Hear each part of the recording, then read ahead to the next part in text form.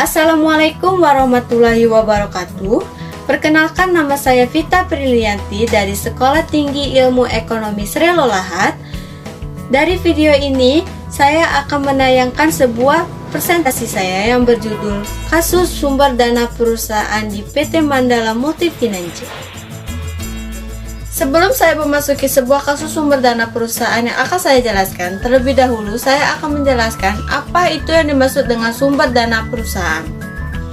Sumber dana perusahaan adalah sebuah tabungan individu, teman, saudara, investor perorangan, perusahaan-perusahaan besar, perusahaan modal ventura, dan penjualan saham. Ini juga dapat dikatakan sebagai dana internal perusahaan, yaitu dana yang berasal atau dipenuhi dari dalam perusahaan tersebut. Di sini kita memasuki sebuah kasus sumber dana perusahaan PT Mandala Multifinance Tbk. PT Mandala Multifinance didirikan pada 21 Juli 1997. Perusahaan ini adalah sebuah perusahaan pembiayaan komersial yang berfokus kepada bisnis pembiayaan sepeda motor, elektronik, dan lain-lainnya. PT Mandala Multifinance mengakui pada tahun 2017 mereka hanya akan mengandalkan pinjaman dari perbankan dan kas internal untuk memenuhi kebutuhan pendanaannya pada tahun 2017.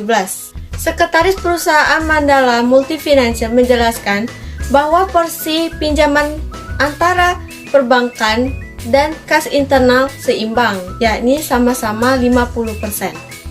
Pemodalan perusahaan ini sebagian dari modal sendiri karena perusahaan ini belum menerbitkan atau merencanakan obligasi.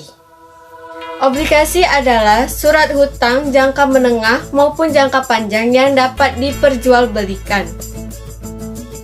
PT Mandala Multifinance terakhir kali mengeluarkan obligasi pada tahun 2015 sebesar 500 miliar. Pada tahun 2017, perseroan sebenarnya memiliki hutang sebesar 64 miliar yang akan jatuh tempo pada 2 Juni yang akan datang. Namun, perusahaan lebih memilih untuk menggunakan dana operasional untuk melunasi hutangnya. Kendati penjualan motor turun dan perusahaan mengaku optimis, penyaluran pendanaan perseroan akan meningkat pada tahun 2017. PT Mandala Multifinance menargetkan pembiayaan akan meningkat dari 3,2 triliun menjadi 4,2 triliun. Pada tahun 2020, PT Mandala Multifinance mempertimbangkan strategi untuk menambah pendanaan perusahaan dari pasar modal lewat penerbitan obligasi.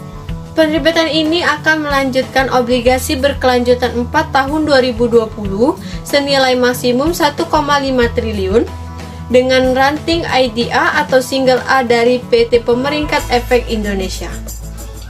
Sebelumnya, perusahaan telah memanfaatkan kuota penerbitan melalui obligasi berkelanjutan 4 tahap 1 2020 sebesar 150 miliar kasiran Juli 2020.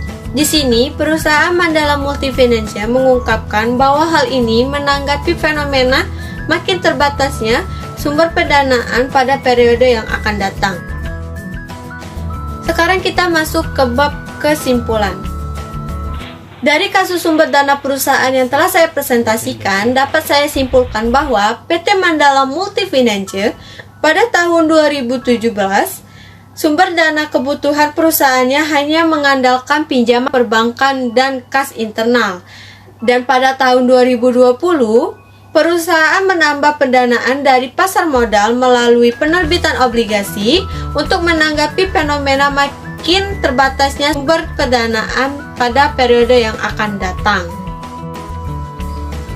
Sekian presentasi yang dapat saya sampaikan. Terima kasih akan ketenangan Anda dalam mendengarkan presentasi ini.